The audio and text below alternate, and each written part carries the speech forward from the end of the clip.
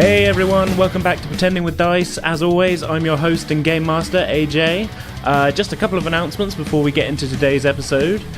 Firstly, we're super excited to announce that we'll be attending our first ever con. For those of you listening in the UK, we'll be at Dragon Meet 2017 as part of their podcast zone. It'll be super awesome to see a bunch of you there. We really can't wait. It's going to be great. The con is on Saturday, December 2nd at Novotel London West in Hammersmith. Head on over to dragonmeet.co.uk for tickets and more details. Second, the first episode of the D20 Summit, a roundtable discussion podcast between DMs and players from a bunch of your favourite RPG podcasts, should be going live at some point in the next couple of weeks. We're really honoured to have been asked to take part in this podcast, and we can't wait for you all to hear it. Head on over to @D20 Summit on Twitter for more details on that. Okay then, today's episode is something a little bit different. For the next few episodes we're going to be playing Star Trek Adventures as part of our very first podcast crossover with our friends from the Spocklight podcast, Liam, Matt and Paul.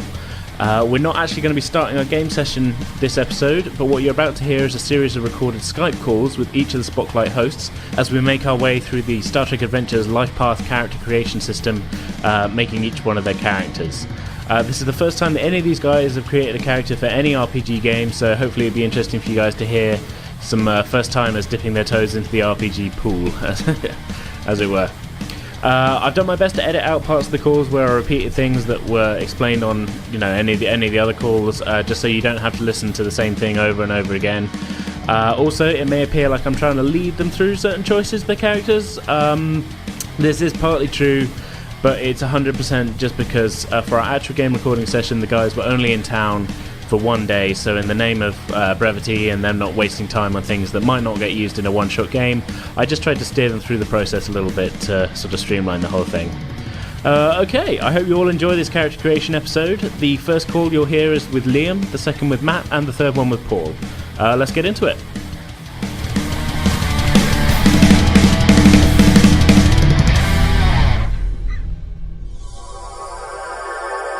Okay, so yeah, welcome along, Liam. Are you confident in your ability to make a Star Trek character? No. It's a good starting point. I've never done this. I've never done this before, so I've no idea. You're gonna have to guide me through. That's the idea. Yeah. Well, I'm with you on that one. Yeah, I mean that's the thing. This will probably be because presumably I've got the impression that the people that you've had on the show before know what the fuck they're doing with role playing and that. I mean, not really. Actually, no. Our previous players actually hadn't played before they were on the show either. So. Oh, they not? No, they hadn't. I mean, I didn't get that impression at all. I thought they were like all well into it. I didn't guess at all.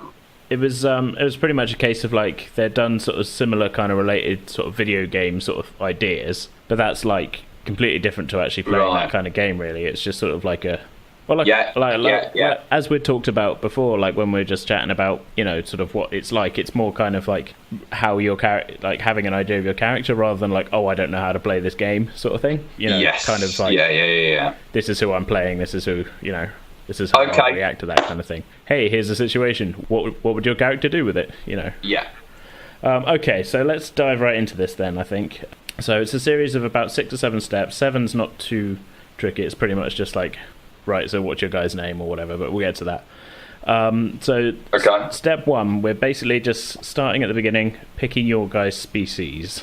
So you've got a few choices here. For the era we're playing, we're going with the movie era, original series movies era, aren't we? So yeah, it does limit a couple of the choices. Yes. Yeah. But I believe, talking previously, you were leaning towards human. Am I right there? Yeah.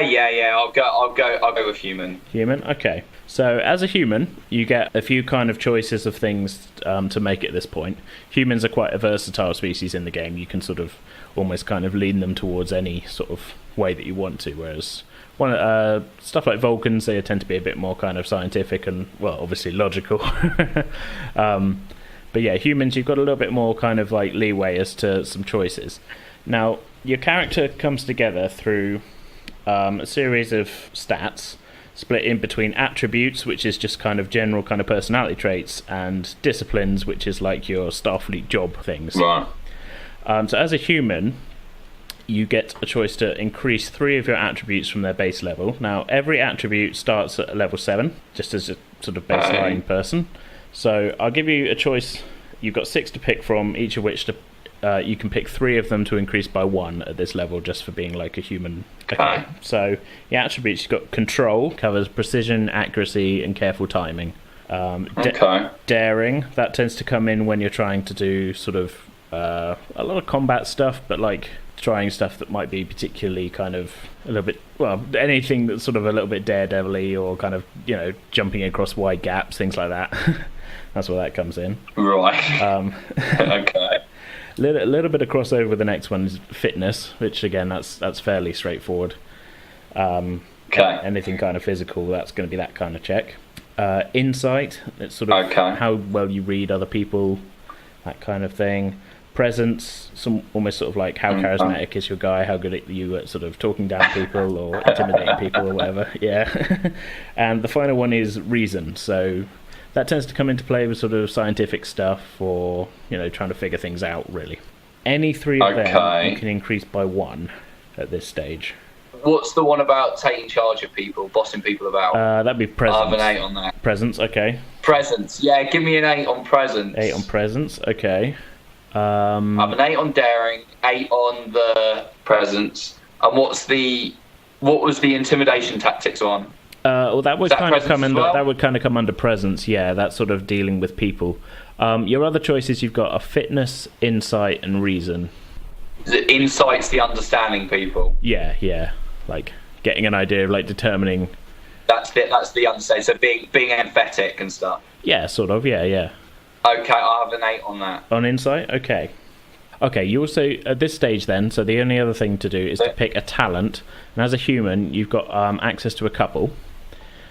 This is something that sort of... talents are a little bit... sort of add a little bit flavour to the individual character. Playing the spoons, is that an option? Oh, I guess that would be more of like a focus, but we'll get to that. I don't know.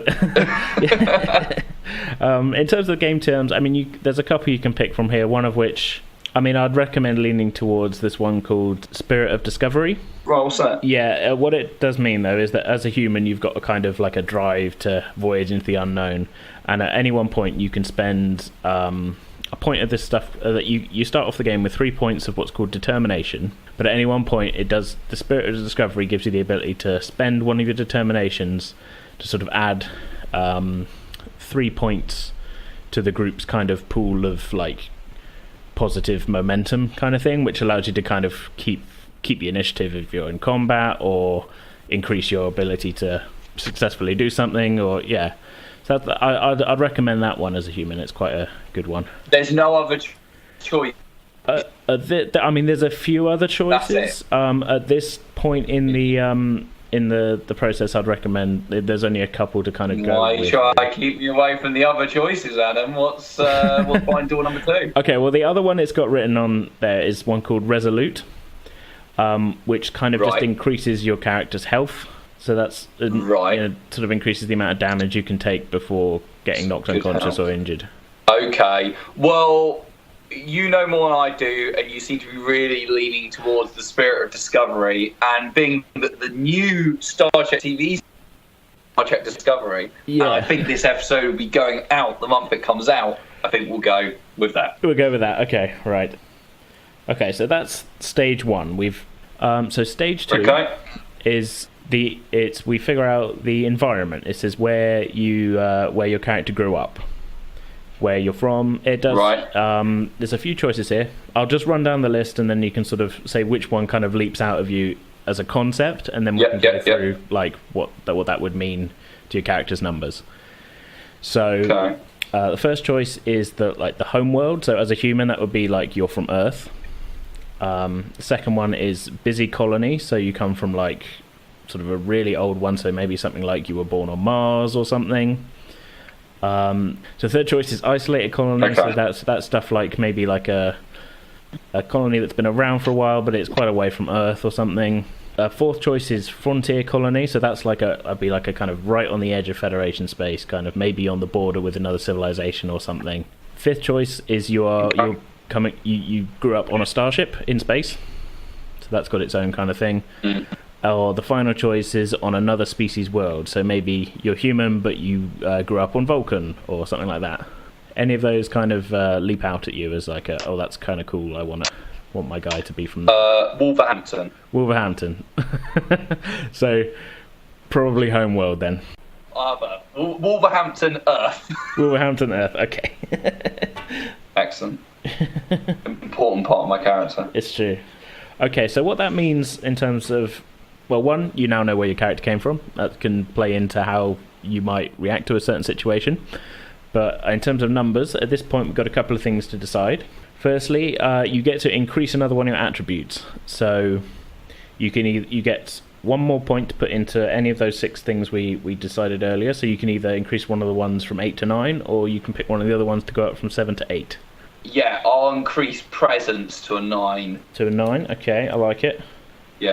Okay, also at this stage then, so this is where we introduce this thing called disciplines. So this is like almost like your Starfleet specialization. They're a lot like the numbers for the attributes, except they only go between 1 and 5. And this is ones. I'll read out the titles for it. At this point, you choose one of them, but I'll get to that in a second. The titles of the jobs are Command, Con is like piloting and stuff, Security, Engineering, Science, and Medicine. At this point, you need to choose either Command, Security, or Science to increase by 1 because of your homeworld choice. This the Wolverhampton upbringing. So, because of the things I've chosen, because of where I've come from, it kind of affects it, yeah. So, like, for example, if you'd have gone with, like, oh, you grew up on a ship, you get a choice of Command, Con, and Engineering, because they're kind of related to, like, if you're on a ship, you might have learned how to fly it, you might have learned a little bit of working on the engines and stuff. It doesn't limit you completely, because later on you get other chances to add points into these things. But it sort of sounds like I'm being prejudiced against my Wolverhampton upbringing here. I'm not too sure about this. There's Wolverhamptonites. They're not into spaceship flying. Yeah. Waiting to the pay getting up to with their, I don't know, whatever Arkle kind of thing is going on at that point. So security always get killed. They're the red shirts. They do, but a higher security score would make it easier. Does make it easier for you to shoot phasers and things. Yes. So I increase my security rating to make me safer in that regard. That's a good idea. Okay. Yeah, I'll do that. Okay. The last thing to do at this stage is you kind of pick a value. Now this is a thing called values, and this is more abstract. This is like a statement that you could come up with as like something that exemplifies like your character's kind of view on the world. So it might be something like most comfortable in a crowd, or you're like an engineer at heart, or you think that emotions in a crisis only make things worse, something like that, just to kind of, but generally at this point it'd be like to reflect something that happened in your upbringing, maybe. This is a bit more of an abstract thing, but it's kind of a neat sort of feature of this game. I think it kind of can help you sort of define like, okay, what's the guy I'm playing? Like, what's he like, kind of thing. So I think it's kind of neat. But cheating helps you win. Cheating helps you win. Does that work? Oh, that does work, and it's very interesting. It's an interesting choice. Yeah. Cheating helps you win. There we go. I'll do that. Yeah. So yeah, immediately that gives me an idea of like, oh, your guy is maybe not your traditional, like he's more of a Kirk than a Picard, if you know what I mean. Oh yeah, definitely more Kirk than Picard all the way. Yeah, that's a very interesting choice there. I like it. Right then, so we're on to step 3. So this is sort of related. This is your character's upbringing. So generally depends, like sort of the nature of your family surroundings and things that you grew up with. I'll do like before. I'll read out the choices, and you can sort of decide which one to go for. So the first one is Starfleet. So maybe your family had a strong Starfleet tradition in them. Second one is business or trade. So maybe your family had a lot of connections on different worlds, or they were building like a giant a big business empire or something, or they might have been traders or something. The third one, agriculture or rural. You grew up sort of surrounded by nature on the farm or something like that. rather than in the bustle of like a big city. The fourth one, science and technology. So maybe your home was filled with sort of a lot of cutting edge scientific stuff. Maybe someone in your family was a scientist or an engineer or something. The fifth one, artistic and creative. So house was like maybe your mother was an artist, or like there was someone in the family had a big sort of interest in culture, and your character was exposed to it from a young age or something. And the final one is diplomacy and politics. So maybe like someone from your family was an ambassador or something, or involved in local politics. Any of them jump out at you? Yeah, I'll have diplomacy and politics. Diplomacy and politics, okay. So a lot like the environment one, this one sort of, it gives you a few options to pick from when increasing things, and sort of not locks off, but like, you don't get a choice of everything, if you know what I mean, based on that. Okay, so at this point, again, we're increasing your attributes.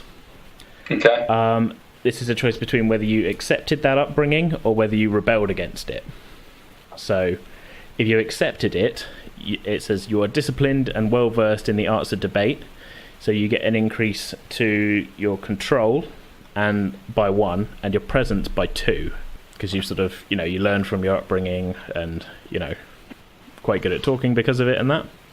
Right. If you rebelled against it, then you instead sought more tangible things to focus on. So your fitness goes up by 1 and your reason goes up by 2. So it's kind of a how did you feel about this upbringing sort of thing.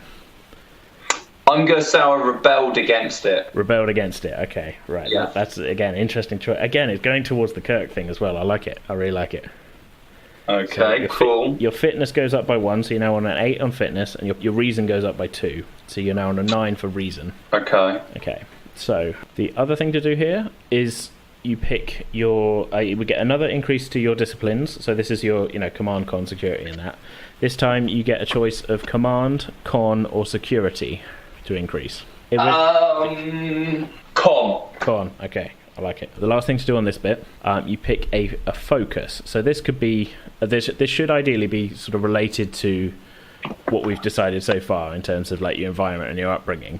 Now, focus is something that you would apply as like a specialist skill kind of thing.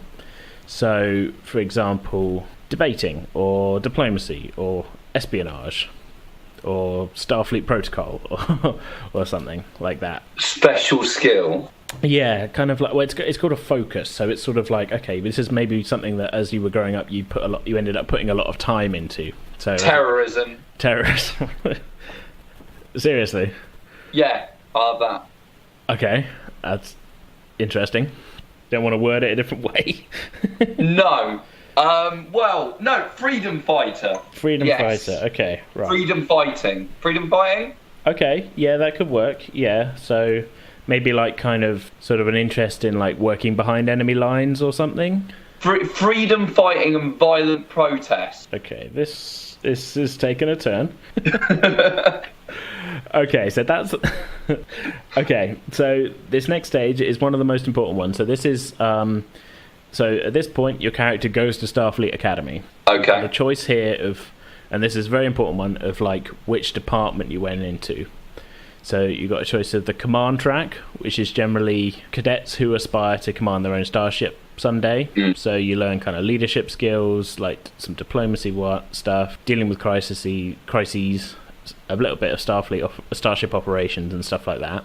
The second choice is operations, so that's generally split between security and engineering. And the third choice is sciences, which is split between general science and medical. Command track. Command track, right. Okay, so with command track, the first thing you need to decide, another one of those values. So you chose cheating helps you win from earlier on. Yeah. You get, this one should really reflect something of your character's beliefs that they developed during their time at Starfleet Academy, really. It's my way or the highway. I like it. Okay, we're back to increasing attributes here.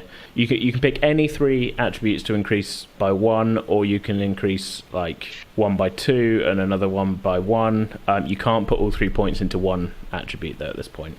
He likes fighting for what's right. Okay. And standing up for the disenfranchised. Okay, so maybe like another point in presence. Yeah. Maybe another point in insight, so you get to know people. Yeah. And another point in daring, because you're quite you're willing to take charge and. He's a decisive guy. Yeah, decisive. Yeah. So how's that sound? Yeah, that's fine. Yeah. Okay. He's the kind of guy who would bend down on one knee, fist pump, and shout "fire." I like it. Fire everything.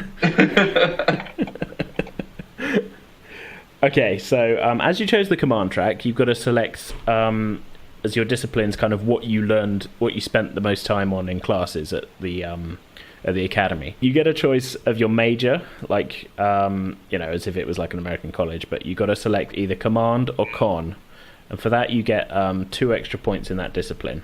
Command. Command. Okay, I like it. You pick 2 other disciplines, which you increase by 1 each, kind of as your minor. I'm sensing you're not really leaning towards the kind of engineering, science, and medicine stuff. No. Is these things like comm and security again? Yeah. Yeah, so, comm and security. I like it. At this point, we need to pick some more focuses. Okay. So this is, again, like you chose freedom fighting before. These should really be related to your chosen command track. There's some examples here, so I'll see if any of them kind of jump out at you as like, that'll do kind of thing. The examples given here are astronavigation, composure, diplomacy, extravehicular activity, so like running around in a spacesuit, evasive action, helm operations, inspiration, persuasion, small craft, starship recognition, Starfleet protocols, and team dynamics. That's the How many can I have? You pick 3. Evasive action, right? Persuasion, and inspiration. Yeah, okay. Yeah, definitely. You like a good rallying speech. Yeah. Right. At this point, you get another talent. So remember before I was on about Spirit of Discovery. There's a page here with command talents. Okay, so I'll just read out like the titles, and if anyone is like, "Oh, that sounds like an interesting title," I'll kind of give you what the deal is with that. Okay. Advisor. Yeah. Diffuse the tension. Follow my lead. Supervisor. Oh, that's all the command talents. But you can also pick one from the con talents list instead of those if you want. Okay. That's got flyby, precise evasion, push the limits, and Starship Expert. What do those mean? Well, which one does anyone kind of jump out at you as like, oh, that's interesting? Because there's quite a lot of. What does flyby mean? Flyby. Okay. Basically, if you're piloting a vehicle, it means that to sort of do it and still have time to do something else, you don't increase the difficulty of the second task. If that makes sense. You're kind of good at multitasking if you're flying. Right, good at multitasking if I'm flying. Okay. Yeah, that sounds good. I'll have that. Yeah, okay. Okay, so now we're on stage 5. Getting there. We're way past halfway at this point. Cool. So you get a kind of choice to make about stuff that sort of is going on with your character's career in Starfleet at this point then. So you've graduated Starfleet Academy, whether it may have been just... or it may be years ago. I think we talked about like Matt was possibly going to be like a brand new officer or something. Right. Okay. This stage is a little simpler. You get a value and a talent. So you're just kind of choosing really kind of whether you get a choice of 3. You're either a young officer who's sort of fresh out of the academy, you're an experienced officer who's had several years sort of a service, or you're a veteran officer who's been there for decades. Experienced officer. It's a good middle ground. I like it. I've just come back from my first 5-year mission, maybe. I like it. That's good. Okay, so here then, so we could pick a value, so that maybe would reflect that. So maybe like if you've just come back from a 5-year mission, maybe something like seeing is believing or something like that, because you've been out there and you've seen a lot of stuff. Life should be constant exploration. I like it. There we go. The other thing you get at this level is another talent. There's a lot of these. Just got so many talents, man. Yeah, man, you've learned a lot of stuff. I'm going to read from like sort of the more personal ones, because this could be again, relating to something that your character has had a bit of a character kind of feeling. So, bold, cautious, collaboration, constantly watching, dauntless. What? Constantly watching? Yeah. Serving on his fellow officers, like through a peephole. Well, here's the description of this one. Constantly watching. When you attempt a task to detect danger or hidden enemies, reduce the difficulty by 1. I detected some danger in your shower. Yeah. I must be here. I feel like that one should be more kind of like called like constantly aware or something. Like, watching is a little bit creepy. Yeah. Bold. Bold. Bold. Okay. I'll read out the description for you anyway. Okay. You pick a single one of your disciplines, so command, con, security, engineering, science, and medicine. Whenever you attempt a task using that difficulty, and you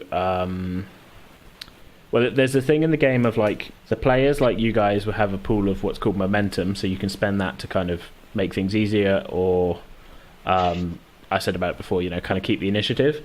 There's a separate pool that I have called threat, which just generally like is kind of I can use to make things harder for you or introduce complications and stuff.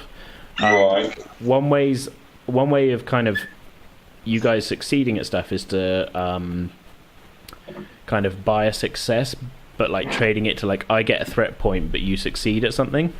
So you kind of escalating the situation. What this talent bold does, whenever you attempt a task using this discipline you choose, and you sort of decrease the difficulty by adding to my threat pool, you can re-roll one of your dice to see if you succeed or not.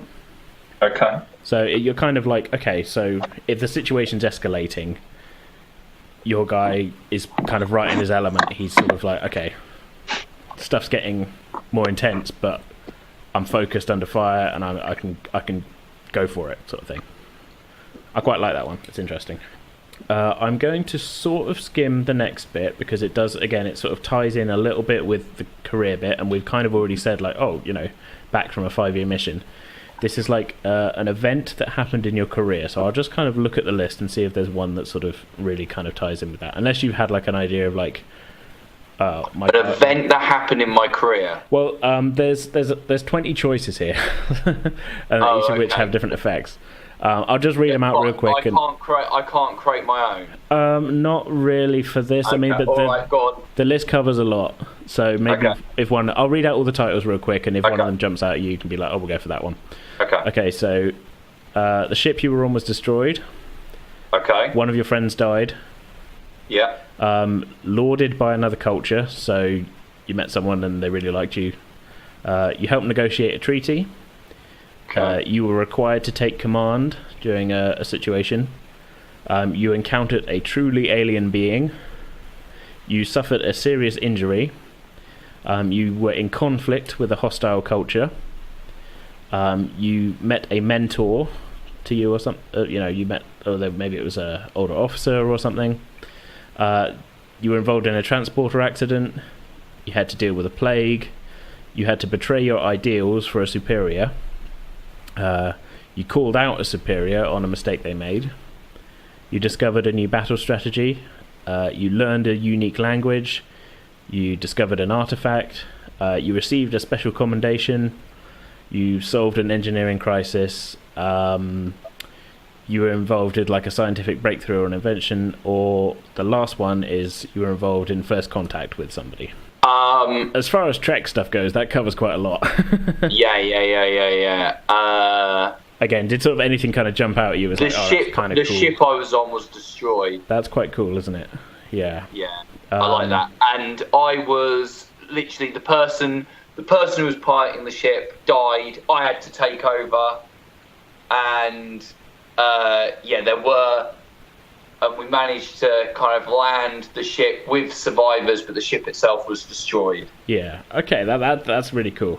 I'll read you out the kind of the things that happen because of that. You don't really get a choice here, but this is just kind of because of that event. This happens to your character. So your daring goes up by 1 again. So you're now pretty daring. You're now at 10 on daring. Okay.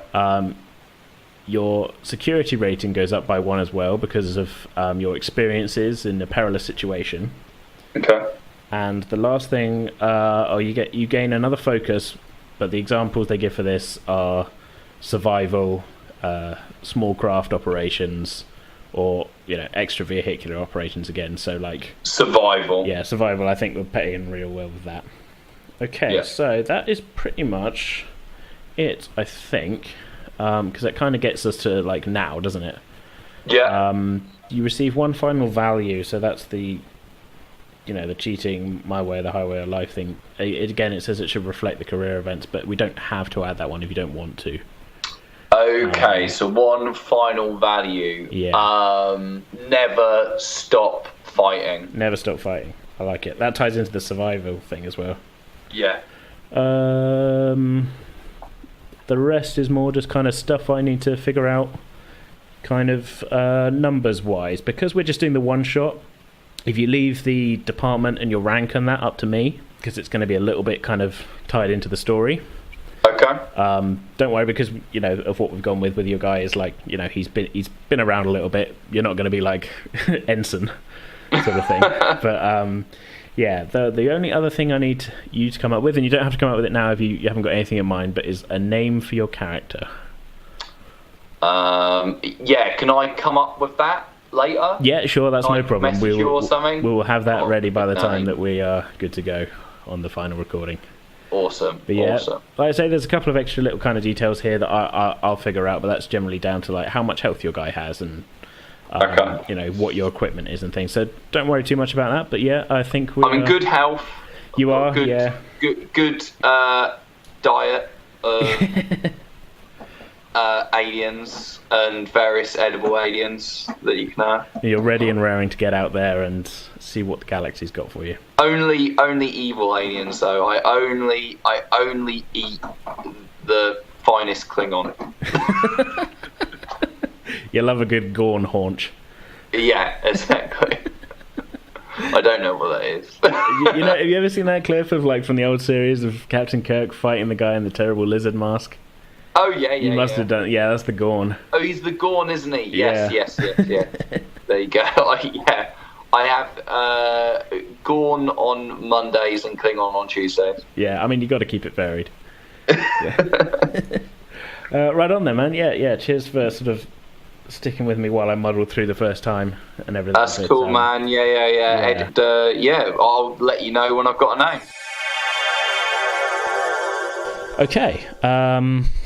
Shall we start with step 1? Yeah, let's do it. Okay, so step 1, we're picking your character's species.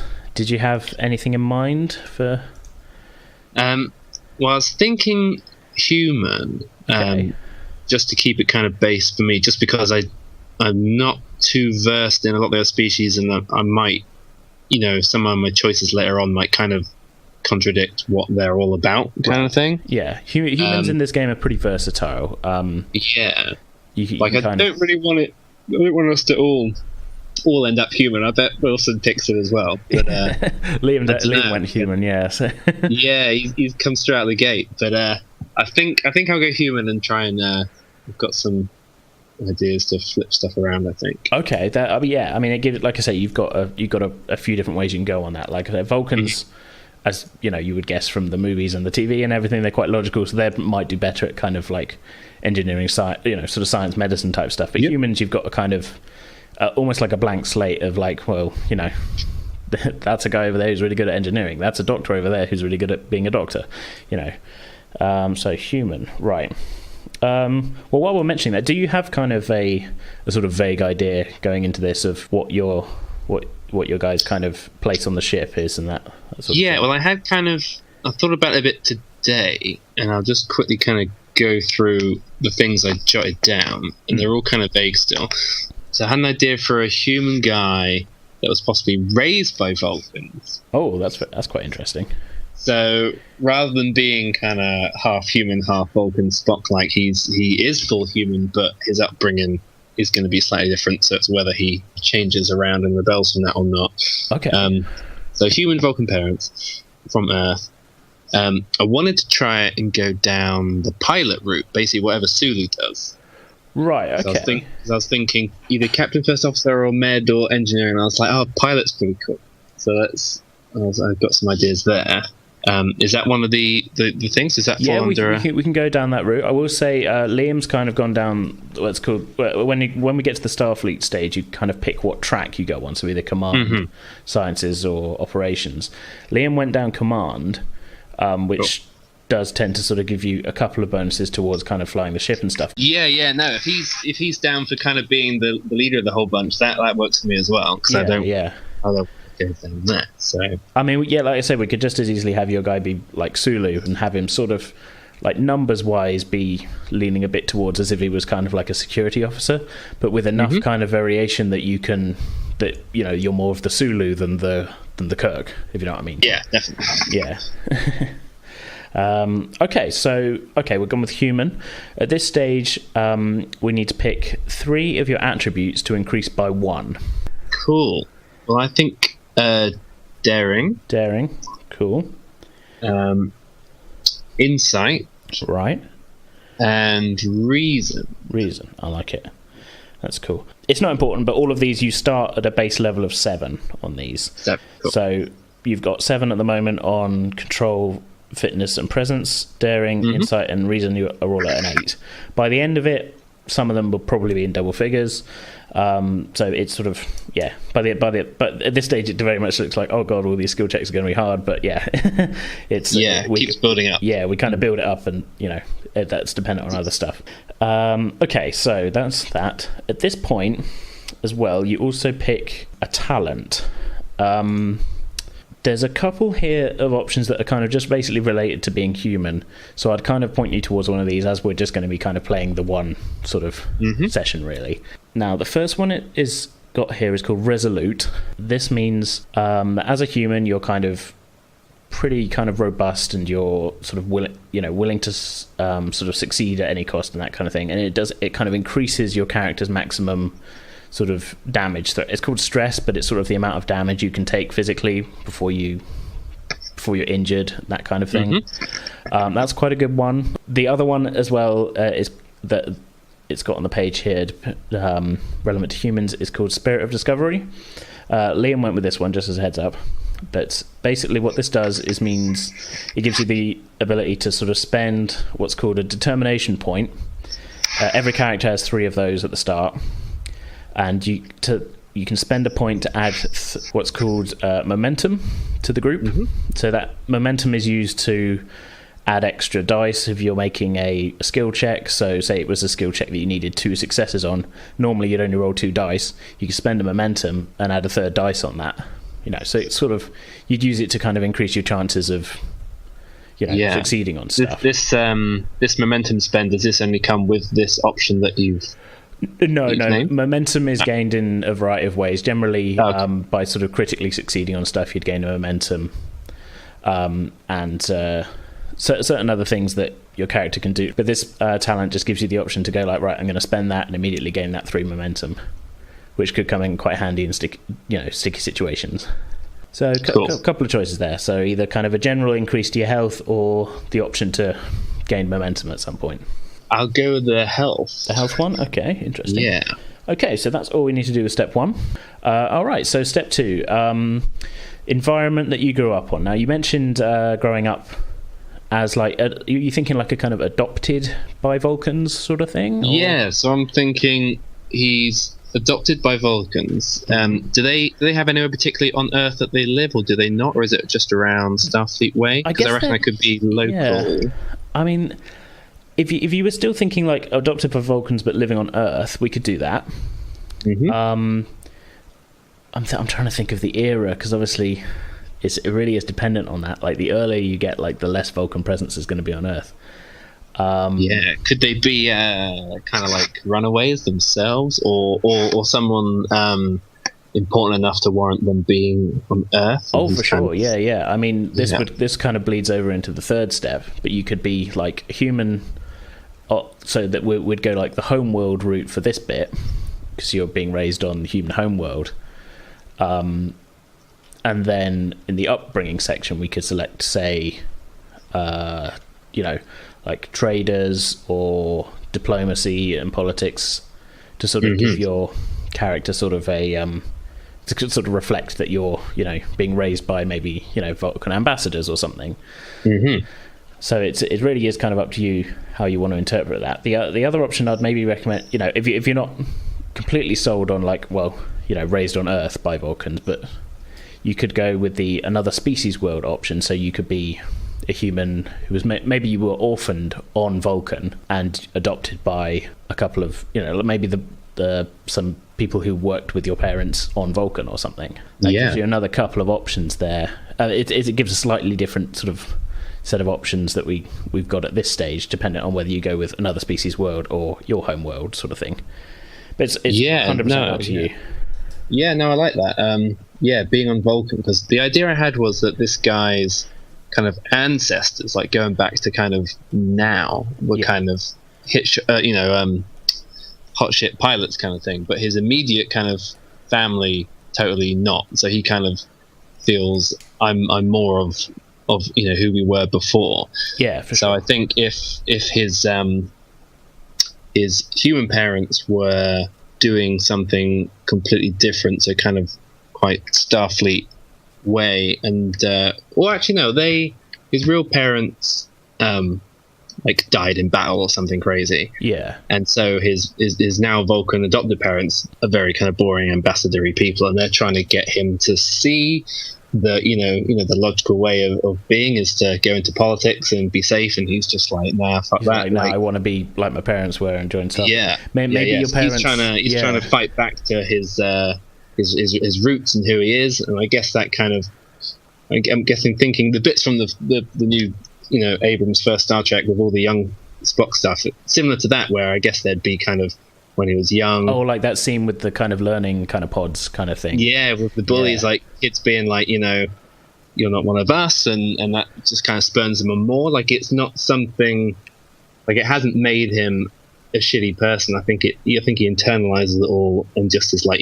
I'll show you kind of attitude of for sure. Yeah. I'm just going to go and be really good at something. And I think the way I wanted the character to be is that he thinks, he's the hot shit, but really he's just kind of an average pilot. Not really, but he's out there with something to prove kind of thing. He's kind of battling with the urge to prove himself and kind of imposter syndrome of like, my biggest insecurity is if people find out that I don't stack up to my real family. So that's kind of his inner thing. I like it. Okay, well that kind of ties... Okay, so we'll go with another species world for this environmental thing. So this gives us a couple of interesting options at this stage. The first one we do is we pick our first value. So like I said, this is the kind of short sentence or phrase that can reflect something. And I think a lot of what you've just said is got... there's a lot to be picked from there as maybe like what kind of drives your guy. Well, it's kind of say like, it's some kind of phrase that sums up the nature versus nurture thing, where he's trying to say what I'm trying to do is like within me, like I've been brought up a certain way, but that's not me. So some kind of like maybe like how I was raised doesn't define me. Yeah, like stay true to who you know you are. That's good. I like that. Yeah. Okay. Should we go with that for this point? Because that's kind of like I say, based on what you said, that kind of reflects a lot of it. Yeah, it's not quite saying stay true to who you want to be or something. It's more definitive than that. It's saying stay true to you're that. Yeah. Yeah, who you are in your blood, in your past lives. See, that's a kind of interesting value that you can kind of apply in any number of role playing situations, but it's. There's a couple of instances in the game where it's like, okay, can you apply a value to this? And that could be used as to give you an extra bonus. Cool. So that, again, that would sort of tie into your guy faced with maybe a situation and you're like, no, I know this is who I am. I know I can do this sort of thing. Yeah, It's quite good. I see him being faced with these choices where maybe in his heart he knows he should do something like the Vulcan way or something. Like if it's some kind of absurd scenario and like the logical choice is this one, he's kind of battling like, oh, I know that's the right thing in this case, and I know that because that's where I'm from, but god damn it, I want to keep not doing that thing. I like sort of like logic dictates I do it this way, but it doesn't feel right, kind of thing. Yeah, it's like, will he deliberately pick the wrong choice out of spite? There's always that danger of like, is he just gonna go fuck this? Yeah. Okay, so this now is then where the fact that it's another species world comes in. That's quite interesting. So we're increasing another attribute, but because you've gone with the other species world, it's written as pick an attribute which that species gains as a bonus in character creation. Right. So before, where we picked human, you don't get a bonus to any attributes because other than just like, hey, you can pick any of the 6. Other species, a little bit not limited, but it's sort of it's there to kind of sort of more generalize as like Vulcans are going to be better at this kind of stuff, sort of thing. You know, Betazoids like Councillor Troy are going to be good at this kind of stuff. So what it's sort of saying is that at this stage then, to reflect that you were raised on Vulcan, we're picking an attribute that the Vulcans get a bonus to, and we're picking from that list to sort of increase at this point. So your choices for that are control, fitness, or reason. I'll go with reason again. Reason again. Okay, yeah. That's cool. So I imagine again, like, kind of like a difference between this guy and someone like Sulu is that he's maybe not like as good at fighting or fit at all. like he's good behind the wheel kind of thing. But he's picked up a lot of the kind of logic stuff from his Vulcan upbringing, whether he liked it or not, kind of thing. Yeah, and he's kind of battling with just, you know, how much he thinks of himself as like a brave guy versus like a coward guy and things like this, and I think I instinctively knew like Liam would go for like the strong man. Yeah, let me put it this way: the idea is someone who Liam's score in daring is like 11. Right. So yeah, that's interesting. Yeah, like I say, this is why I like this kind of game, because like at the end of the day, we're getting a sheet with a bunch of numbers on it. But it's up to, you know, you can kind of really interpret that in different ways of like, this is what this is showing. Yeah, just subtle shifts here and there. Yeah, I mean, a lot of people when they play, and not necessarily this one, but like stuff like Dungeons and Dragons, they'll look at their character sheet and go, oh, I've got a really low value in like intelligence, but my guy's really strong, and they'd look at it and go, I really wish I didn't have such a low value in intelligence. But if you're playing it as like a role playing kind of like properly getting into the character, you'd look at that and go like, well, my guy's got a really low intelligence value. I can play a dumb guy, and it's going to be... Yeah. That's exactly the balance I want. Yeah, I don't just want to go through it and be like, I want to kind of be the best thing that I would. Like, come out the other end of this with a character and then live in that. Yeah. Okay, let me just check. Okay, so there's one more thing to do at this stage, and that's to pick one of your disciplines to increase by 1. Now, we haven't done this at this point so far, but disciplines is more kind of the stuff... It's basically a list of Starfleet department sort of stuff that you're increasing. You can choose at this point, you can have it be related to your guy's upbringing, so maybe all the Vulcan stuff rubbed off on him, so he's actually got a point in science, or you can, it's 100% up to you, you can choose to be like, well, no, my guy wants to be a pilot, so we're going for con. At this point, chuck a con one on. Okay. Just to make sure I got some of the pilot stuff in, and then, as it filters on, I'll see if there's any crazy diversions to go, but I'll make sure I get at least a baseline and that stuff. I mean, we get a bit like with the attributes where we start at 7, these all start at 1 anyway, so no matter what check you're doing, you are going to be having a number to add to the attribute. Cool. But that's totally fine. That's cool. Step 3 then, so this is upbringing. So we'd said maybe the Vulcans were like diplomats or something. Were you kind of thinking towards that? Like I imagine them being like, I'm not quite sure of what job it could be, but something important to do with Starfleet. So he's got those kind of links from childhood to everything that's going on in Starfleet on Earth and in space and stuff. But whatever it is they do, it's kind of, I don't know, maybe like peacekeepers or stuff like that, and they're very kind of serious and careerist with it. Like I wonder if he's got like kind of a stepbrother or someone who is, these Vulcans, actual Vulcan maybe kid, like an older Vulcan child who's sort of, who is following in like the family line kind of thing, and that. Well, there's a couple of different options we can go with here then. As we're going Vulcans, I think probably like business and trade and agriculture is probably not right. But we've got the option of straight up saying that they were in Starfleet. That's an option that kind of plays into, like you say, they definitely had something to do with Starfleet, and it would go sort of some way as to sort of filling in the gap of like how you ended up with these Vulcans and not back on Earth. Thing. The other options I think could be sort of tied into the Vulcan thing is we can go science and technology, which sort of ties into, obviously there's Vulcan Science Academy that Spock didn't go into, and that, but maybe they had something to do with the ship that your parents served on or something. I don't know. That gives you something there. And the other one, like I say, is diplomacy and politics. So that's maybe a bit more of a stretch, I think. Because the others could easily be interpreted as we've gone with Vulcans and not like, one of the other species. Yeah. Maybe, maybe the science one then, and they could have had something to do with like either the ships or tech or something, but it's still kind of... You can still relate it into Starfleet. Yeah, it's still kind of, like office desk job type stuff. Yeah, it's not necessarily out there on the frontier kind of. Yeah. And again, I think this will play quite well into the sort of Vulcan upbringing is one thing, but your guy really wants to do another thing. Yeah. So you're sort of torn between the two things. You get the choice now to choose whether your character accepted that upbringing or whether you rebelled against it. This then gives you some different options of what to increase. So if your character accepted the upbringing, it says here they are rational, methodical and precise, and you increase your control by 2 and your reason by 1. That's if you accepted it. If you rebelled against it, which sounds like what we're going with, they don't lack for technical talent, but they haven't developed that talent and instead rely more on instinct, which sounds perfect for... Yeah. So for that you increase your daring by 1 and your insight by 2.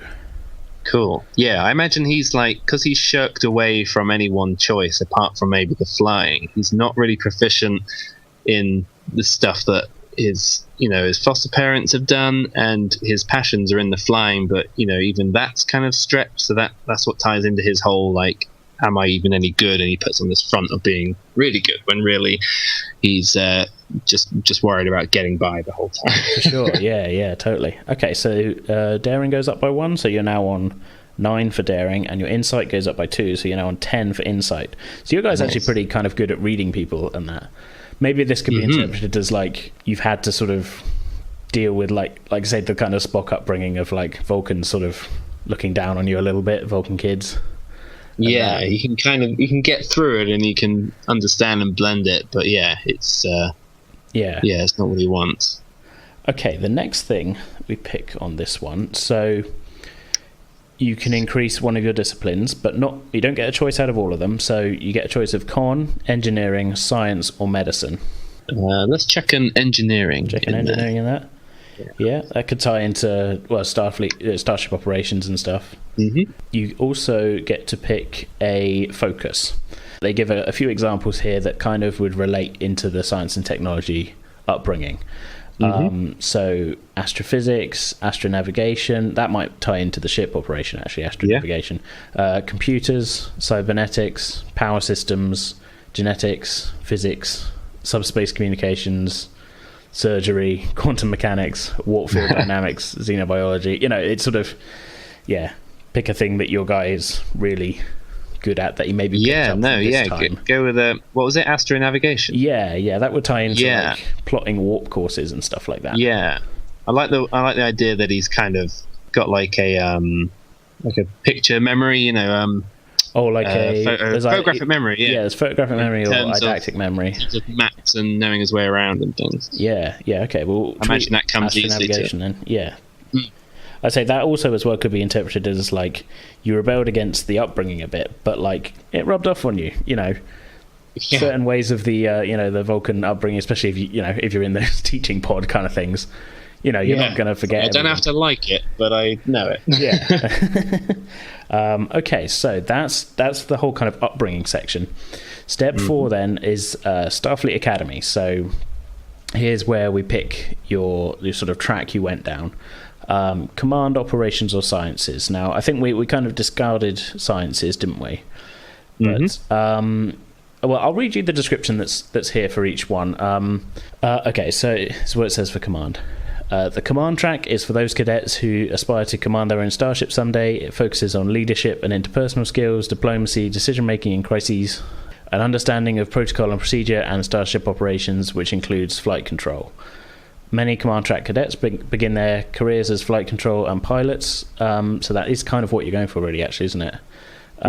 Where their training can be put to the test on a smaller scale while they gain the experience necessary for more authority and responsibility. Command track cadets customarily undertake the infamous Kobayashi Maru test during their final year.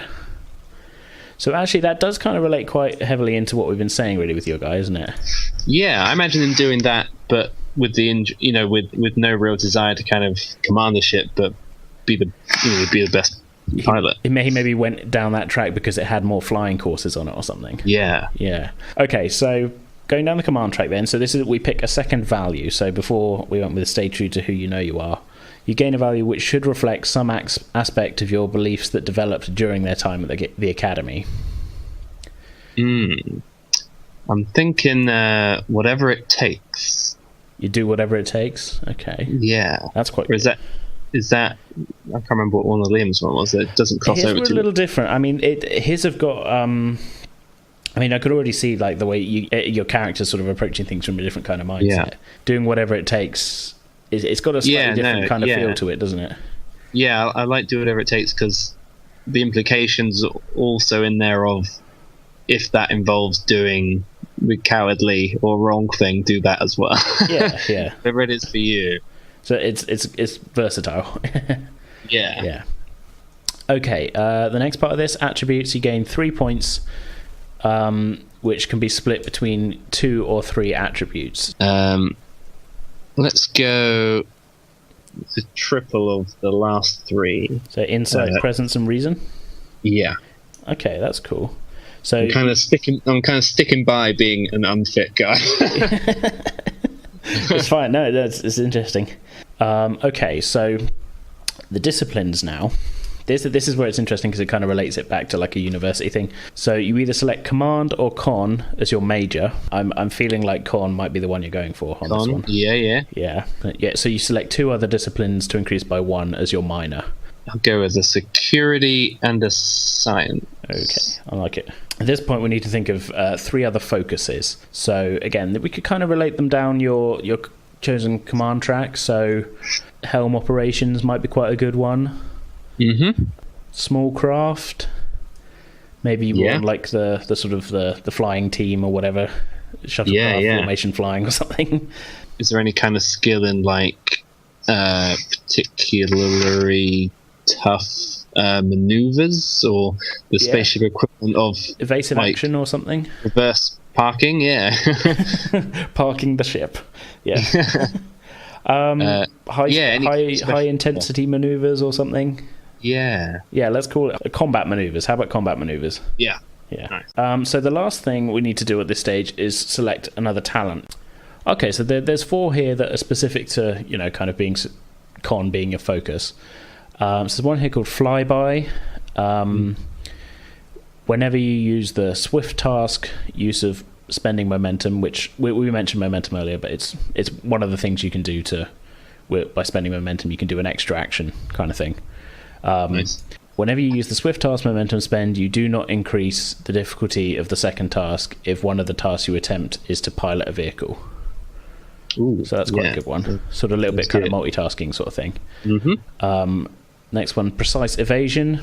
Whenever you succeed at the evade action task, you may spend 2 momentum. If you do, the ship does not suffer increased difficulty for attacks caused by the evasive action.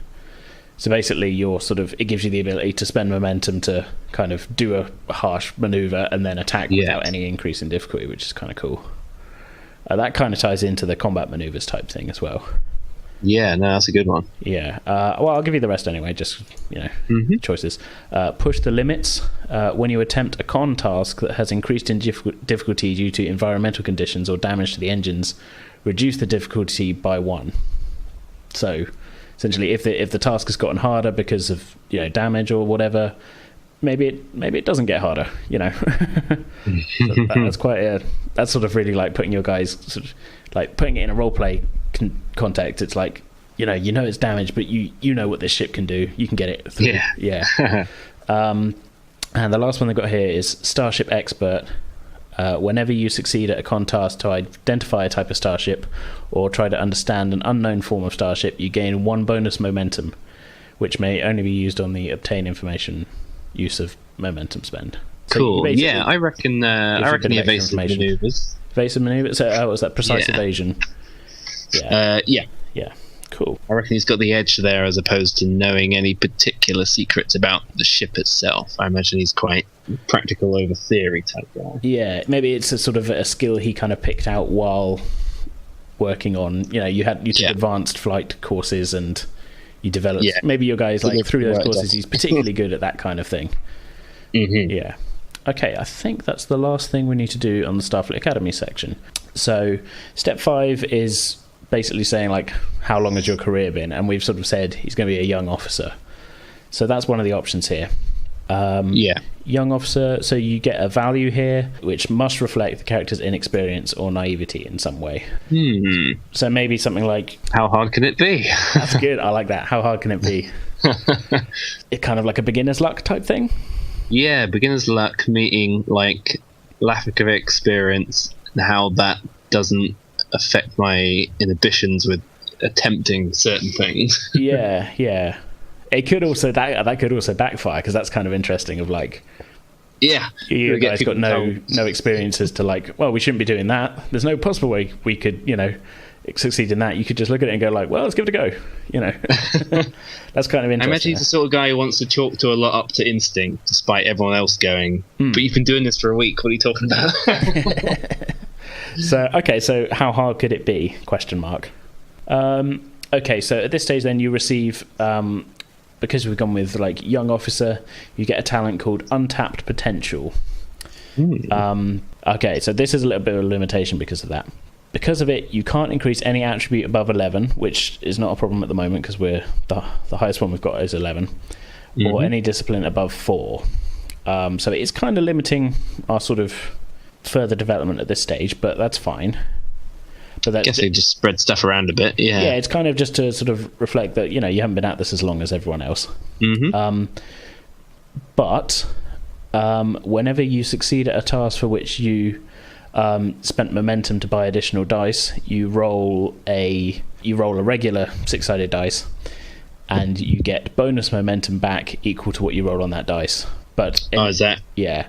So that's a good thing. Yeah, that's quite a good thing. But it's got a bit of a downside as well.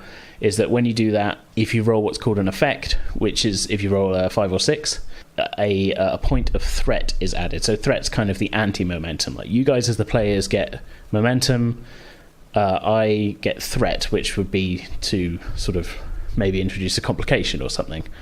That's a cool idea. Yeah, I can see how like I might pull out momentum and get us out of a scrape, but then I pull us right into like a meteor shower or something. Yeah, it's like, oh no, kind of cool. Now, threat's an interesting one for me because like I don't go into these type of games thinking of it as like it's me versus the players, but I'm choosing to kind of interpret it as a narrative kind of point of view of like threat kind of comes along when you guys are kind of raising the stakes a little bit. Yeah. It's kind of like a good little green light to allow you to do that a bit. Well, for example, like I gain threat if you guys like choose to like shoot to kill and stuff, because it is basically like a way of like the tension's been raised. This situation is getting more and more kind of out of hand, sort of thing. So it's kind of it's an interesting mechanic, but it's kind of like the anti-momentum. Like you guys can spend momentum on stuff to make tasks easier. I can spend threat to maybe make them a little bit more difficult. So it's kind of cool. So step 6, career events. Now this is sort of going to be not quite as long. In fact, almost there's actually a note here for characters that chose young officer in step 5. Assume that these career events took place during your time at the academy. Yeah, I think ship destroyed for sure. Because I imagine he's trying to present himself as being better than he is, and if he had a big fuck up during kind of training, that's weighing heavy on his mind. Maybe he lost a shuttlecraft or something. Yeah. Okay. So that one for sure. And well, let's do it one at a time because you actually gain some attributes and stuff from these events. So with ship destroyed, you get an increase to your daring by 1, just to reflect that your resolve and competence in dealing with it. You also get an increase to your security by 1 from that, for experiences of a perilous situation. And the last thing is you gain a focus which should reflect the character's experience. So maybe emergency landings? Yeah. Yeah, that could work. Yeah, I like the idea that he maybe has pulled off some crazy emergency landing, but it's touch and go. If you can do it again. So that's what you get from Ship Destroyed. What was the other one you had in mind? I reckon betrayed ideals for a superior. Yeah, okay. Yeah. Find the thing of that. I'll read the description as well. So, the character was placed in a situation where they had to choose between a trusted superior and their own ideals, and chose to follow the superior. Like the other one, you get a couple of attribute increases on this, but there's a couple of questions here which I'll kind of leave up to you to maybe think on as like just background character details that don't really kind of mechanically apply. But who was the superior? What did they ask your character to do? And how do you feel about it now? And what were the repercussions of this? Are the details of this event on record? And were you actually right, but you've kept quiet about it? So that's kind of interesting. Yeah. I reckon if there was some kind of... I was being asked to fly in a certain way, and I thought better and did the more extreme version, which kind of went wrong. Is that kind of on track? Well, it would almost be the opposite of like... The opposite, yeah. You thought something else would have been the better course of action, but... Yeah, no, I reckon I was going to do something a bit kind of brash and crazy, as is my way, and then I was told to do the opposite, and it kind of went against what I would have done, but that, the logic side of me kicked in, do whatever it takes, kicked in, and I was like, okay, so I kind of concede. This would maybe go towards, rather than betrayed ideas for a superior, this would actually maybe sound more like you were mentored by someone. Right. Betrayed ideas for a superior, my read on it would be more like you were in a bad situation, the superior was out of line, but you had no choice to follow their kind of path. That would be my read on what that would sort of, the gist of that one, rather than like you had a better idea but kept quiet about it, sort of thing, and learned something from it. So if it going for the way you thought, I think mentored might be more like... Yeah, was that in there? What was that one? Yeah, okay, well, let me read the description of this. A highly respected officer took notice of your career. For a time, you served as his pilot and aide, gaining the benefit of his experience and lessons. Yeah. So that might, especially with the pilot bit, that might be more... Yeah, suitable. I reckon I would have respected somebody in that situation. Yeah. Okay, well, for that one then, got another sort of question to think on that isn't really relevant, but like, again, don't have to come up with it now. Just who was this officer? Did you remain in contact, or are you still friends with them and that? I reckon they're dead. Interesting. Maybe they died in the shuttle accident. Yeah, if it was something... If he kind of showed me the right way in a situation, and then a different mistake of mine got him killed, that could be weighing on me as well. That's quite interesting. I like that. Okay, so as a result of that event, you can increase any one of your attributes by 1. I will say you can't increase insight anymore because you're the young officer. All right, I'll chuck 1 on the fitness. So 1 on fitness. Complete. Okay. Yeah. Because of this, you can increase your con by 1 because of your time as the officer's pilot. Unfortunately, that would then put you up to 5 on con, which we can't do. I would say maybe lean it towards command instead. Because maybe, like you say, you're learning from this officer. He maybe had a couple of pearls of wisdom that sort of came down to you from that in leading people. Yeah. I don't know, just as a way to get around the fact that we're not technically supposed to put another point into con. What's be doing that way? Yeah. Yeah. The other thing is the last thing is pick 1 more focus, sort of again reflecting the lessons learned from this guy. So yeah, it says, well, examples include composure or etiquette. It says, although any focus relating to the officer's specialties would be fitting. So like maybe who was the officer? Was he like pilot trainer, or was he something completely out of it? Like you were assigned to like cart a doctor around or something. Yeah, no, I reckon he was somebody like me, or somebody who I kind of wish I could be. So I saw a lot of little bit of hero my worship future self in him, yeah. And so the fact that he's now kind of dead, is almost like it's like a future ripple of like what could happen if the same sort of fuck up happens to me. So that weighs a lot on. So if he was kind of a really good pilot as well, then maybe we'll go with composure then, because that's sort of he kind of kept his cool under the situation. Yeah. Okay, we're pretty much there. The last step then, just finishing touches. There's one more thing to pick, and that's a final value.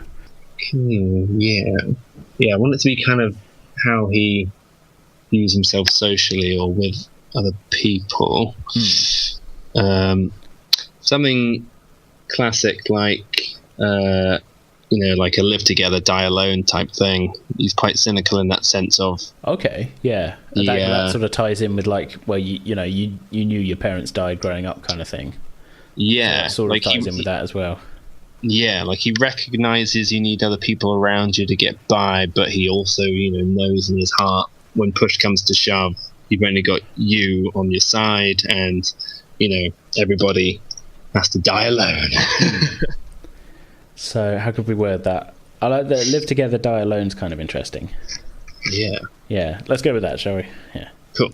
So yeah, just kind of personal details really of sort of the thing to remember, come up with a name at some point, but again, no rush on that just before you turn up, really.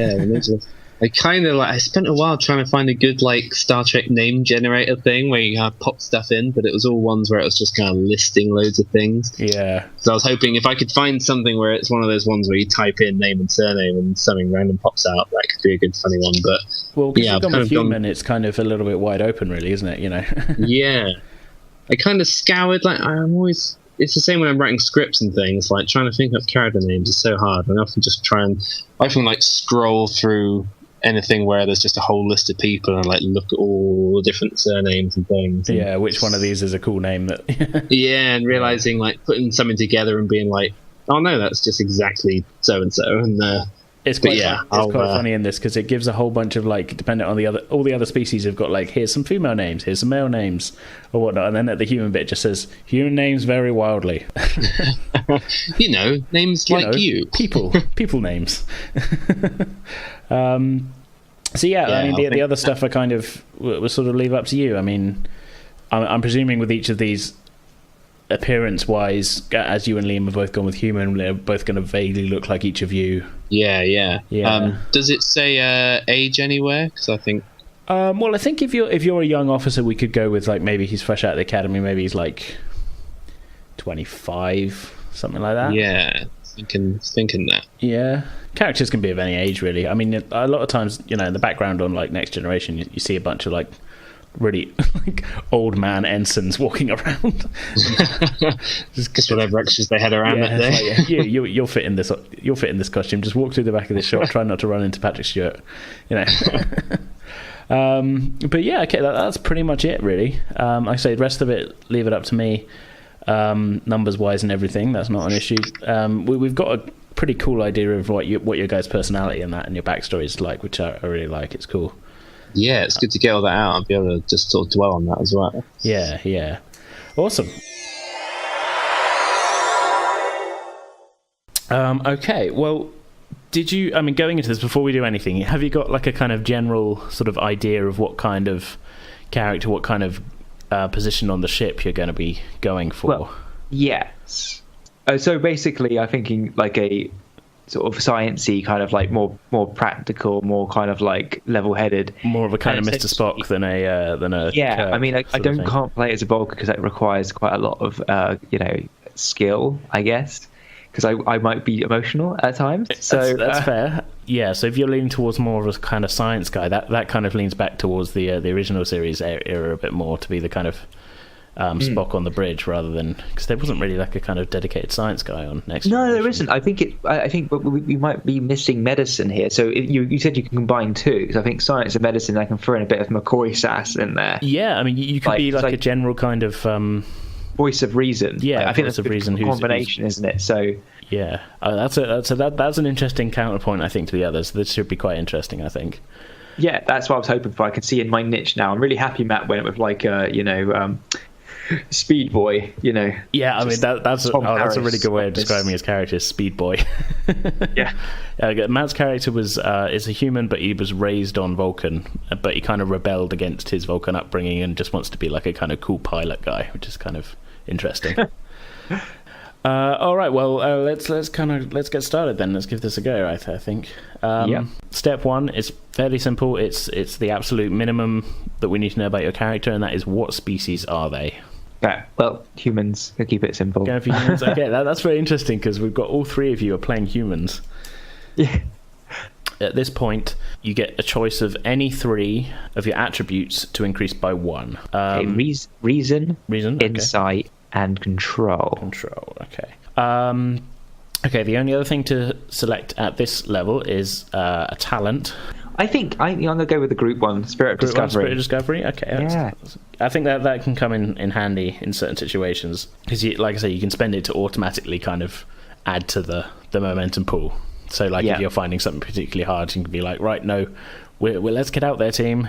Here's some momentum. Let's spend it. Let's keep our good roll of luck going, or something like that. Yeah. So that's all we need to do on the first one. So we know at this stage your guys are human. Right. Step 2. Now, step 2 is what's called environment. So this sort of is where we figure out where your character's from. There's 6 options here to choose from, but before we go into that, did you have anything going into it, just blank slate in mind of like your guy's backstory? Yeah. Well, okay. So, I kind of want him to be there would be 2 parts to his personality. I think it's just like where I was thinking other people were going to be the command sort of characters and would need tempering, or that kind of like thing. I was thinking my character would be a combination of Sergeant Wilson, my namesake, from Dad's Army, and Fletcher Christian, the second in command of the HMS Bounty, just in case we have a Captain Bligh on our hands. Just in case there's some kind of Crimson Tide like situation happening. Exactly. Yeah. I think I need to be Denzel. Yeah, exactly. Okay. Okay, that's interesting then. So, I mean, where do you see your guy's outlook on that then having been shaped by maybe not being from his home, like not being from Earth? Like, so he's looking at things from a different perspective. No, I think very much from Earth. I think he was. Okay. He was. I think probably he was in the Great British Starfleet, but of course they just didn't have the funds to keep going, and sold out and went. He went all corporate. The USS. Yeah, exactly. Fair enough. Okay, well we'll go with Homeworld then. I'll read out the other options just in case anything grabs you, but like. If it sounds like you lean towards Homeworld, we'll just go with that. I'll just read out the titles of the other one. Well, you've got the choice with this one: Homeworld, which we're going with, Busy Colony, Isolated Colony, Frontier Colony, on a starship or a starbase, or on another species world. So each of those would. I might go with other species world actually. When you think about it, because I think Sergeant Wilson was a bit of a player as well, like a ladies' man. It could be nice to have that kind of I've been around a bit. Well, this is where you grew up, not necessarily where you. This is sort of where you're from, rather than like where you spent your teenage years or something. If that makes sense. Yeah. Kind of outpost hellhole, Well, this might lean more towards Isolated Colony then, rather than going for another species world, because another species world. I think my guy's too much of a fop to be, have too much of a hard life. I think it would be probably. A really one of those pleasure planet sort of situations. Well, that might. I mean, I'm just thinking of like that might be more kind of busy colony then. So something like Riser or Mars or something like that, where he's not necessarily on Earth, but like you say, he's not kind of. Yeah, it's not hard life. I wanted to be an attaché to the consulate of Riser, and that's where you grew up. It just consisted of going to dinner parties with all of the aliens, and Okay, I'll put Busy Colony Riser then. This is interesting. And I think I got my name now, like Commodore Rocher. Ferrero Rocher. Okay. Are you going for the full Ferrero Rocher? Because that's pretty should probably learn how to say it first. But is it Ferrero Rocher?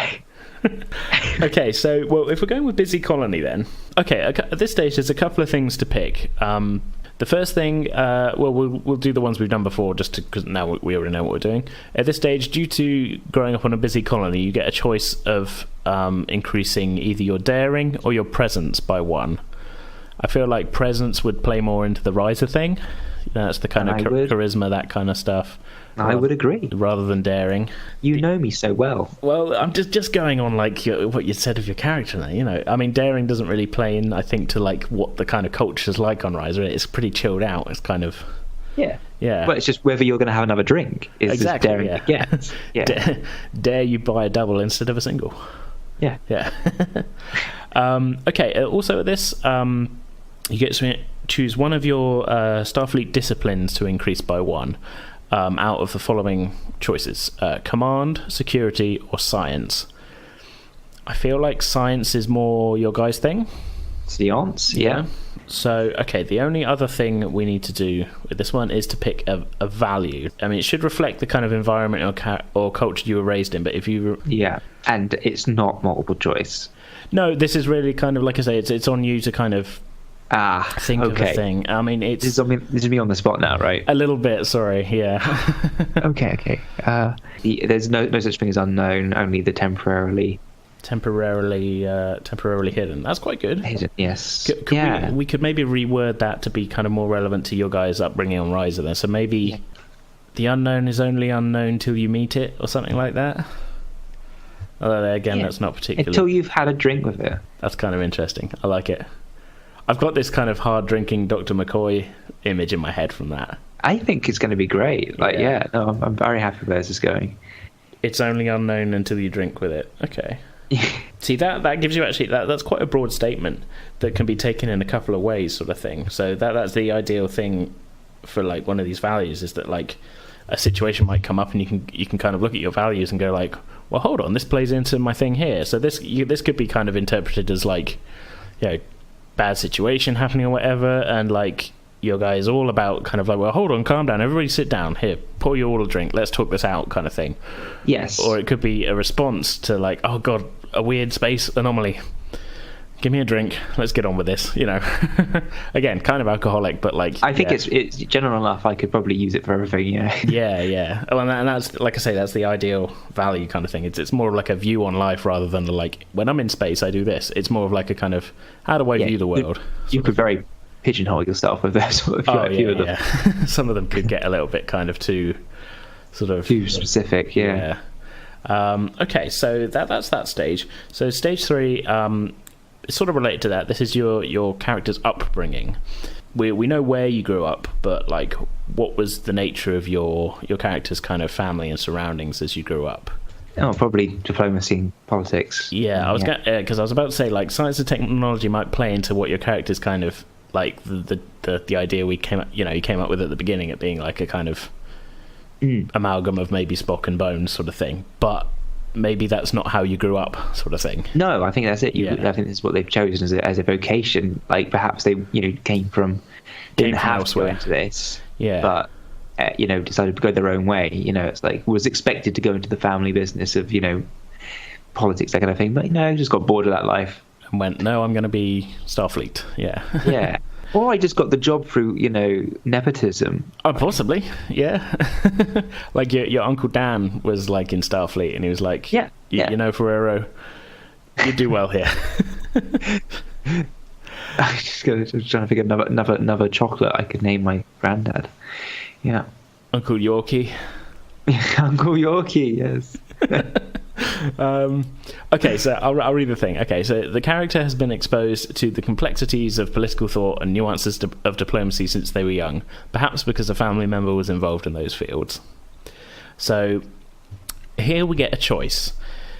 You can either have accepted this upbringing or rebelled against it, and dependent on that choice, you get to increase a different selection of your attributes. Yeah. Did you go along with that and maybe join your Starfleet thing later on, or did you look at that and go, I don't want it is a new career change. This is like a later thing.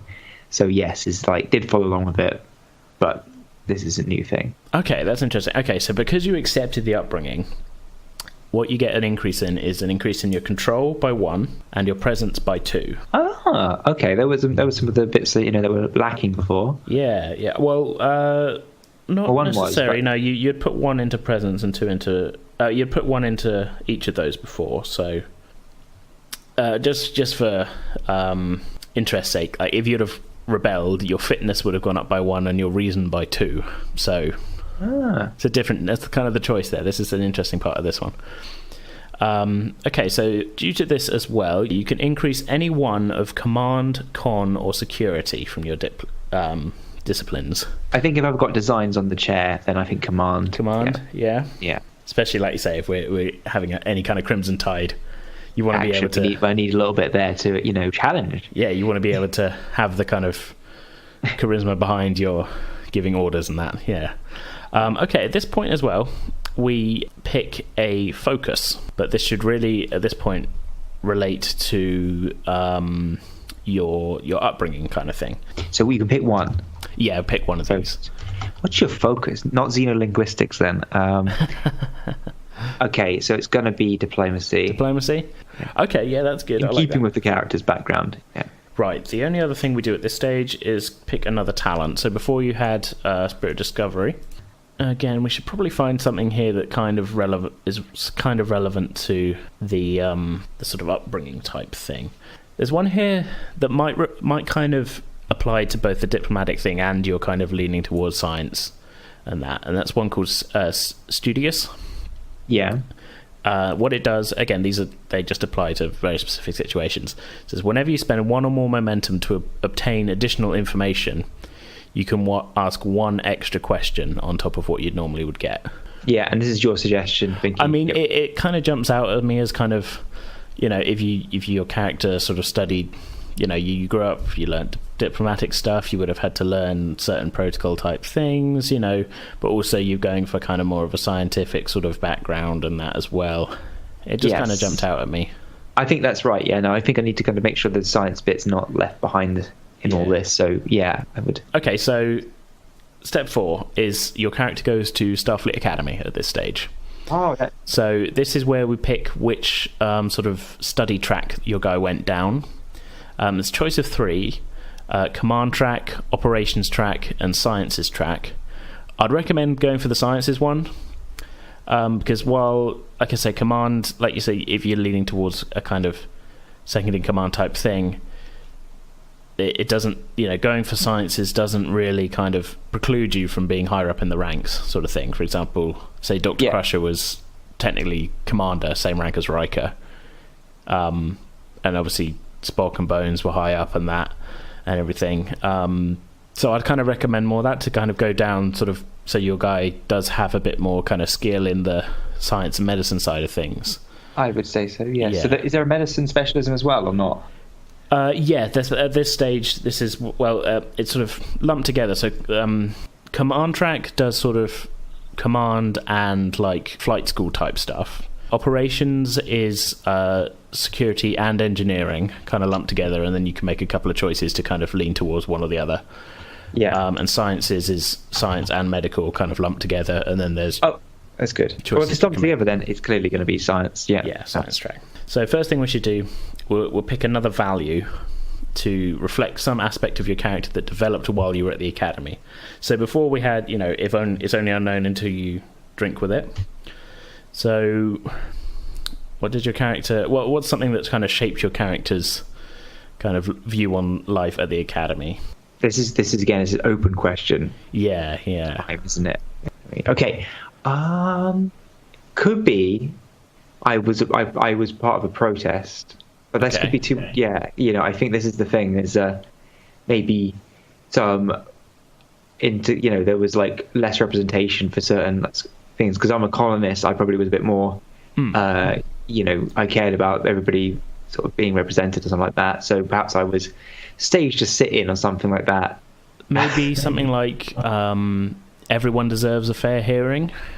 Yeah.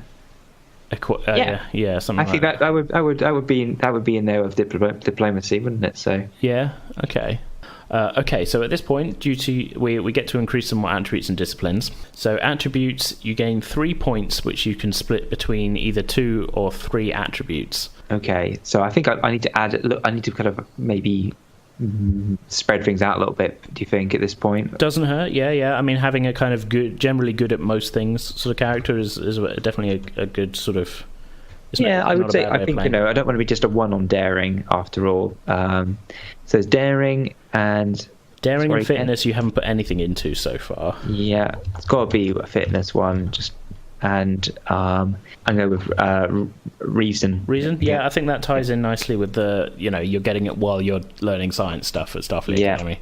Yeah, so there's a couple of ones underrepresented sorted out, and reason again puts it back up there. Yeah. Okay, so this point is kind of interesting because you get to kind of pick, as if your character was at like American college, you're picking your major and your minor sort of thing. But you must select either science or medicine as your major. Okay.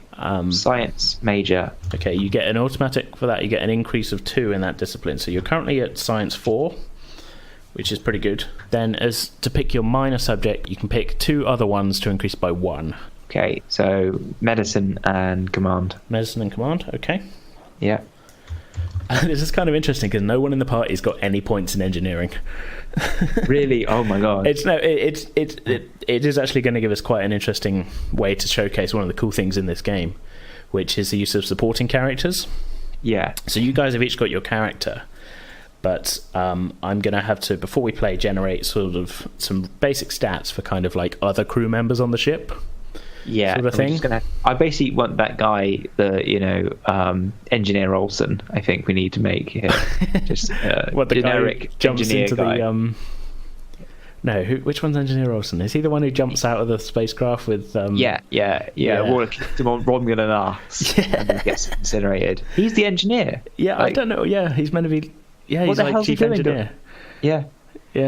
And I get to play all these characters as well. So if you're like, I call down to engineering, I get to be like the engineering guy who answers the comm and stuff, and it's kind of fun. So yeah, like I say, that's kind of interesting. None of you have got any engineering points in that. That's all. But okay, where are we then? So okay, at this stage we got to think of 3 extra focuses based on the science thing. Yeah. Okay. Emergency medicine. Emergency medicine. Okay. Trauma medicine. And linguistics. Interesting. Do you think the 2 medicines are too close together? They do seem quite close, don't they? Yeah, perhaps there's another one I could do. Could you think of another one? I mean, if you're kind of trying to sort of spread your guy over both science and medicine, maybe go for another science one, because emergency medicine's quite good for, I feel like, any kind of, in a non-spoilery way, I feel like you're not exactly going to be doing any kind of long-term medical care. Yeah, and trauma might not be the case. Yeah, okay. Yeah. So emergency medicine, I think, would cover it quite well. So maybe it might be a better idea to go for something sort of... I mean, you can do kind of astrophysics. There's general kind of just physics, quantum mechanics. I think maybe physics, but just general physics. Yeah. Yeah. I mean, that could apply to quite a lot of situations. So okay. Again, we need to pick another like talent at this point. So there's a few here that are just science talents. Oh, this is quite a good one. So this one's called Testing a Theory. When you attempt a task using engineering or science, you may roll an additional dice to generate successes, so long as you have previously succeeded at a task covering the same scientific field earlier on in the same game, basically. Yeah. So if you've already done something involving any kind of science, like that's even vaguely related to what you're doing, you get an increased chance of succeeding the next time you do. I think, that's got to be good. That's quite a good one, I think. Because I'm so heavy on the science, I could pass first time, I think, on something, and then it just, like, it's a done deal. Yeah, and I feel like this as well, just in terms of, like, the kind of concept of the talent, and the fact that we're picking it at the Starfleet Academy stage, I think it could imply that, like, your time spent at Starfleet Academy was, you learnt the scientific method quite well there, so you're kind of you've learnt that, like, oh, this worked before, so I'm building on that with the next test, and that kind of thing. Yeah. Okay, sorry, getting there. So that's all we need to do at Starfleet Academy. So step 5 is quite a quick one. This is just sort of picking what sort of stage at your career you're at. I mean, the three choices here, we've got a young officer, experienced officer, or veteran officer. Veteran officer is sort of like, if you've been in Starfleet for sort of 20 years or something. Young officer is like fresh out of the academy. An experienced officer would be your general kind of most characters that we're going to run into. I'd say somewhere experienced, somewhere in the middle. Yeah. Yeah, somewhere in the middle. Okay, I think that's the most painless in terms of things. You do get to pick another value. You can pick anything you want here to just be like your guy's view on the world. Exploring to test new theories. Yeah. That kind of that goes more with my science, I think. Yeah. So it gives you the reason that you're out there, sort of thing. Yeah. I think the other one, I'm more waiting for somebody else to screw up, and then I'll just come in and say, well, your thing didn't work. Let's test my theory. Yeah. It's a very combative crew so far. You're there waiting for the others to fail. Liam's there, like, looking to start a fight. Matt just wants to fly the ship. Again, the only other thing we do here is we pick another talent. Oh, this one would tie into your emergency medicine. So this is a talent called Field Medicine. Yeah. It says, when attempting a medicine task, you may ignore any increase in difficulty for working without the proper tools. I think that's going to be brilliant for that. Yeah. That's pretty good. I mean, that might come up, I assume this thing includes like away missions where something bad's going to happen to Matt. I'm trying to... Well, yeah, we'll put him in a red shirt. It'd be fun. Yeah. Okay, right. We are very, very nearly there. So we need to pick 2 career events. So 2 things that have happened in your career that have sort of shaped your guy. Lauded by another culture. Lauded by another culture? Okay, well, yeah. So, yeah. Lauded with another culture, I'll read out here. The character was involved in a mission that earned the official praise of a non-Federation culture. They are now considered to be a friend to that people. Yeah. So it's giving you a couple of kind of questions that don't really affect too much, but just something to kind of think on in your backstory. What culture was aided by the mission? What was the mission? Why was it particularly praiseworthy? Yeah. Does the character have any friends or contacts in that culture who could be contacted for help? That one would play more into like if we were playing like a long-running kind of multi-session campaign. I think that last question, but I think this is still an interesting one to pick as kind of like hey, this is something your guy was involved in. Oh, I know. I'm going to say Klingons because I'm feeling when we run onto the Klingons, and I know that Liam might want to blow them away, and this could be my backup. Well, that's interesting because like the time setting, I'm basically having it be pretty much concurrent to the events in Wrath of Khan. Yeah. When the Federation's still at war with the Klingons, isn't it? Yes, because they did a simulation. Yeah. Yeah, so that could be kind of interesting. So I feel like there's a chance of running into them because they're in pretty much every movie. So. I mean, I'm keeping spoiler-free here, so I'm not going to confirm or deny any particular Klingons that may be on the Starboard I or just feel like Port it's the old go-to villain, so I feel like that might be quite good one to bag for like later on. Possibly. Okay, so yeah, Klingons. Okay, so as a result of this, your character's standing and renown increases their presence by 1. So you're up to 11 on presence. So your guy is pretty charismatic actually. At this point. This one, because of your interactions with another culture and broadening your understanding, your science also increases by 1. So you are now Science 5, which is the maximum you can get for science. Amazing. So you're pretty charismatic and you're pretty scientific. You gain a focus because of this. Let's read this. So maybe it'd be something like knowledge of the Klingons or something like that. Klingon tactics, something like that. Yeah. I mean, well, maybe Klingon behavior. That would be more behavior. Yes, that's right. Yeah. That's more in line with the science rather than tactics. Would be more if your guy was, tactical guy. Yeah, tactical guy. But behavior also that kind of plays into the linguistics as well. Yeah, 100%. Yeah. There was definitely a through line here that doesn't go into like belligerency. Yeah. You also gain a trait, so this is something we haven't done before, but basically we could just write friend to Klingons somewhere on your sheet, and I'm just hoping Liam doesn't call me a traitor just for that. Traitor! Well, this is the thing, you can choose to keep it to yourself or not. Yeah. And then bust it out in an emergency. That's a good way, yeah, that is. That's a little surprise. Yeah, you don't have to share everything about yourself with everyone else. I mean, okay, so that's your first career event. I think it's got to be called out superior. Called out superior, okay. Here's the description for that. The character was placed in a situation where they had to choose between a trusted superior and their own ideals, and chose to follow their ideals. Again, like the other one, it's got a couple of questions here that you can kind of ponder on. I'm not going to ask you to kind of bust everything out with these now. You can kind of think on them for next time, when we meet up and that. It says, who was the superior? What did they ask your character to do? And how do you feel about it now? What were the repercussions of this? And are the details of this on the record? You don't even need to let me know. This might not even come up, but you will still get the, increases to your characters kind of things from this as well. So... Real quick then from this, you get an increase to your reason by 1 for this, which again, that's going to play in with the science stuff quite neatly. You get an increase to your con by 1 because you gain an insight into the legal proceedings of Starfleet. Yeah, that's good. I don't really know how that plays into con, because con is kind of flying the ship and just operations. I don't see the connection, but I'm glad. No, but it's what it says on here, so whatever, we'll go with it. And you gain one last focus for this, reflecting the event. I feel like Starfleet Protocol would come into play there a little bit. I think I would say that too as well. Yeah, because it's just doing things by the book a little bit. Yeah. Like I say, and they asked you to go against your principles, which presumably are in line with Starfleet's mostly. Yeah, I probably would imagine it was something that was counter to those. Yeah. Okay, so that's pretty much most of the thing, but we got a couple of little finishing touches. Step 7 is literally just called finishing touches. You gain one final value, and it says here, it might reflect the career events rolled in step 6, or it could represent some other element of your character. Yeah. So it could also have it be kind of relevant to kind of how you see the rest of your crew, like how your relationship to like your job is, or something like that. It depends. I mean, how do you see your guy kind of seeing his place in the crew and that kind of thing? How?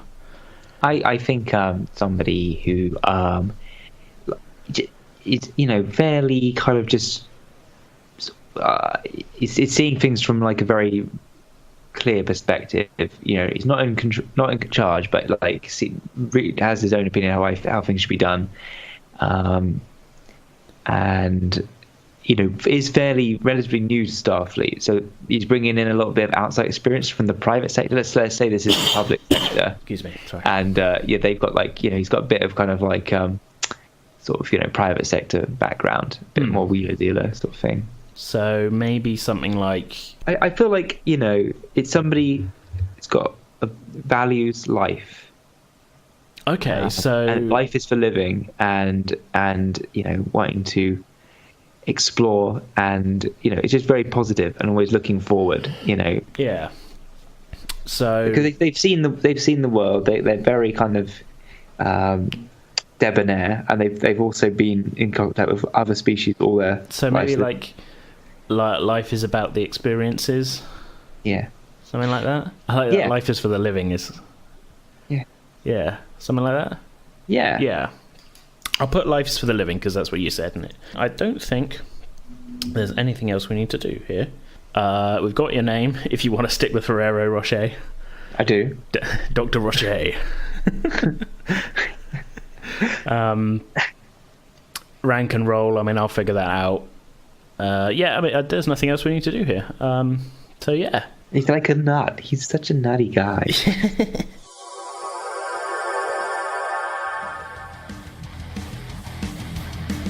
Okay, that's about going to do it for this special character creation episode. We hope you've all enjoyed it. I, for one, can't wait to see what the guys get up to with their characters. Next episode, we'll be diving into our actual game session, which should be a lot of fun. We hope you'll tune back in for that. In the meantime, though, don't forget to go check out the Spocklight podcast. It's available on iTunes, Stitcher, wherever pods are found. You can also follow the guys on social media, so go ahead and find them on Twitter, @SpocklightPod. Liam is @Liam H. Dempsey, Matt is MattBrothers2, and Paul is GrooveDoctor85. You can also find Spocklight on Facebook and Instagram, so go ahead and check that all out. We always want to hear your thoughts, comments and questions about this show, and you can get in contact with us on Twitter and Facebook, both of which we are @PretendWithDice. You can also email us directly at pretendingwithdice@outlook.com. If you're listening to us on iTunes, please go ahead, rate and review us. We really want to hear your opinions, and it helps us to reach new audiences. One last reminder as well, UK listeners, go ahead and check out Dragon Meet, dragonmeet.co.uk. Be great to see some of you out there in December. Got a couple of months to go at this point, but yeah, it'd be really good to see you. So yeah, once again, thanks so much for listening. We'll see you all next time.